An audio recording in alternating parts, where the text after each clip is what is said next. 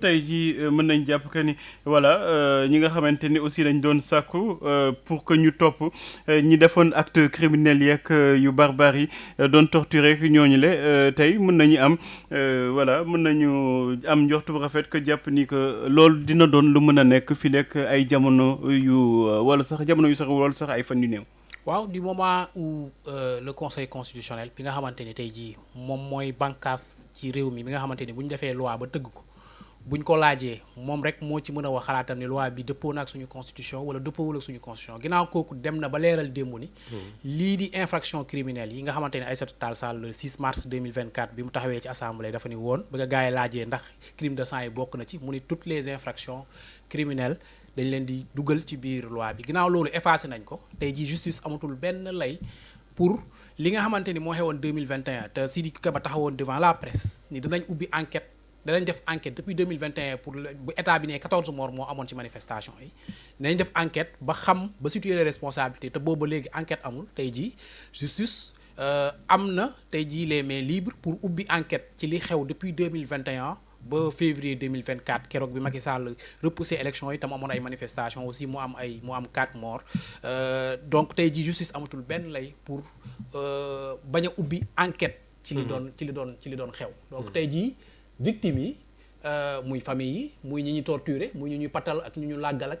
ñi ñu privé woon liberté ñu yàq ci seen liggéey yàq ci seen àdduna également ñoo ñëpp tey jii am nañu droit dem devant la justice porter plainte te sànq maa ngi gis ki nga xamante ni mooy njiitu Amnesty International fii ci Sénégal muy wax ni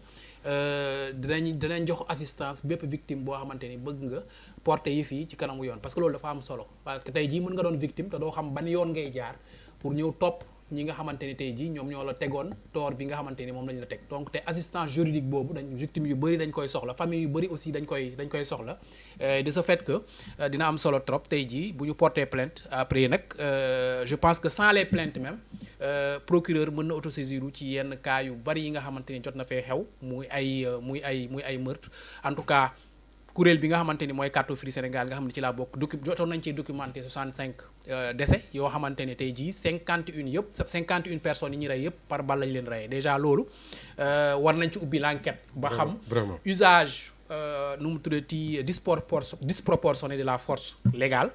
nan lañ ko doon defee ci chaque manifestation parce que Sénégal demoon na fi léegi saa yoo organiser manifestation rek foog mu am mort doom en tout cas les manifestations non autorisées yu ñu fa organiser yëpp nga xamante ni après dañ ko doon réprimer à la place du maintien de l'ordre c'était une répression sanglante boo xamante ni moo doon am qui aboutissait chaque fois à la mort d'homme muy mars 2021 muy juin 2022 muy juin 2023 muy février 2024 yëpp am na ay décès yoo xamante ni indi lañ ko ba ci bi amoon fii nga xamante ni Ngor nga xamante ni keroog dañoo bloqué dëkk boobu di Ngor nga xam ni kenn amul droit dugg kenn amul droit génn keroog am na fa ñaari décès yoo xamante ni enregistré nañ leen fa donc yooyu yëpp foog ñu leeral ko pas simplement pour ñu jàpp ay nit venger wu tëj wala et cetera mais quand même pour ñu situer les responsabilités ba ëllëg ci biir bu amatee ay manifestations Sénégal ñu mën a protéger ñi nga xamante ne ñooy manifestants yi ñu mën leen a protéger de telle sorte que police wala képp ku mu mën a doon muy milice bu mu mën a doon muy ay nervi ñu bañ leen mën a autoriser ti ñu ñëw ci ay manifestations di yore ay armes ay chargé avec nu mu tuddati ay balles réelles pour tirer ci kaw manifestants yi donc loolu dina ci am solo pour ñu leeral ko ba xam ni état waratul protéger kenn koo xamante ni tey jii day jël bal di ko boom ci manifestant boo xamante ni du légitime défense parce que manifestant yi ñu fiy gis yëpp tey jii ñi mu tuddee di xeer lañu doon yor di sànni ñi yor ay leneen li ëpp li ñu gis li moom lañu yor mooy cocktail molotov yi ñu doon sànni muy tàkk donc usage proportionné bu li nga xamante ni mooy force de l'ordre yi donc war nañ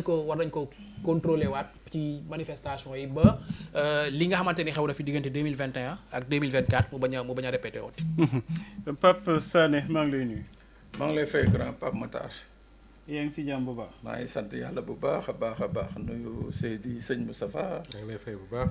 nuyu booy Ayoba. di grand lu sa place la bëgg a jël de léegi waaw.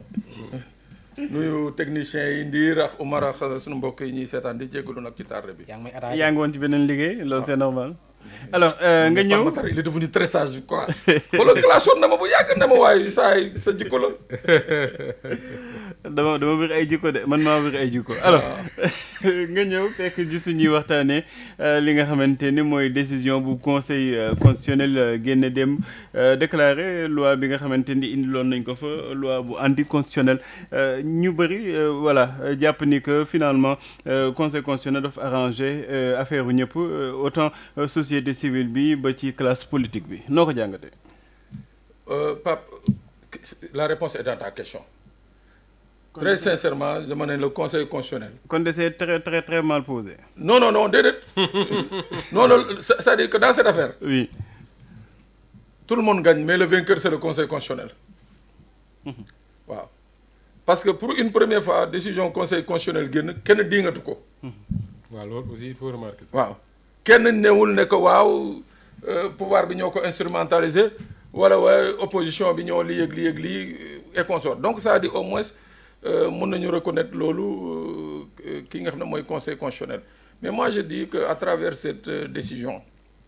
ñun ñëpp dañ ci war a jàngat surtout nag les politiques Pape bu ñu egsee ci situation bi c'est l'œuvre des politiques de waaw mooy li ma koy waxee à chaque fois qu'il y a une crise au Sénégal chaque fois qu'il y a quelque chose bi nga xam ne dem na ba Sénégalais yi di xoolante en chien de faïence dem ba nga xam ne bu ma gisee Moustapha Diop ci mbedd bëgg ko voilà mbéj wala ainsi de suite c'est parce que quelque part il y a l'œuvre du politique tey avec cette décision ñoom ñëpp dañu war a revenir je crois à ce qu'on appelle à plus de sagesse mooy xam ni que y a eu des manquements y a eu des dérapages y a eu ce qu'on appelle des dérives te gis nga dëkk bul xalaat rek ne dama far boor bi moo tax tey jii bugguma situation bi ñu régler ko il faut ñu régler ko. parce que bu ñu ko réglé wul Pape. j'ai bien peur que mu répété wu astafurlah yàlla ba mu am mais mu répété waat encore sous d'autres formes xoolal dëkk yu ñu wër fii un pays bi nga xam ne tey jii c'est l'un des pays phares de l'espace UEMOA mais chaque jour bu ñu yeewoo. ñoom ñi ngi xaar dans leur tête dëkk bi tàkk parce que am na li nga xam ne jotuñu ko régler waaw tey nag ñun conseil constitutionnel may nañu la possibilité de régler ça donc en tant que responsable mooy les tenants de l'ancien pouvoir ak ñi nga xam ne ñoom la yàlla jox tey réew mi nañu fexe ba problème bi mu leer képp ki nga xam ne laale na ci na sanction dal sa kaw parce que bu ñu sanctionné wul rek mooy que c'est la porte ouverte à une prochaine dérive kooku kenn mënu ko c'est la nature humaine qui est comme ça diw def na ko jàll na kon war naa ko mën a def waaw su tey jii ayo ba tey bu doon xool ni que chaque jour Moustapha Diop day ñëw di tardé bu ko neexee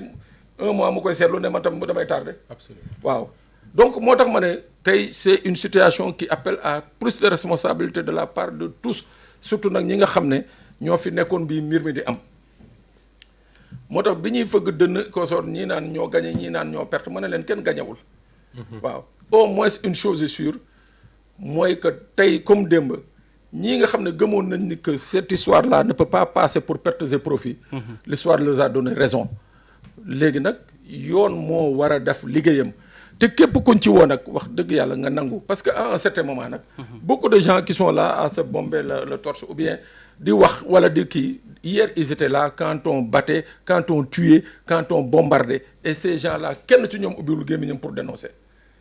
y en a même qui sont allés beaucoup plus loin ba naan xale yi bi ñu leen doon arrêté di leen tëj c'était pour les protéger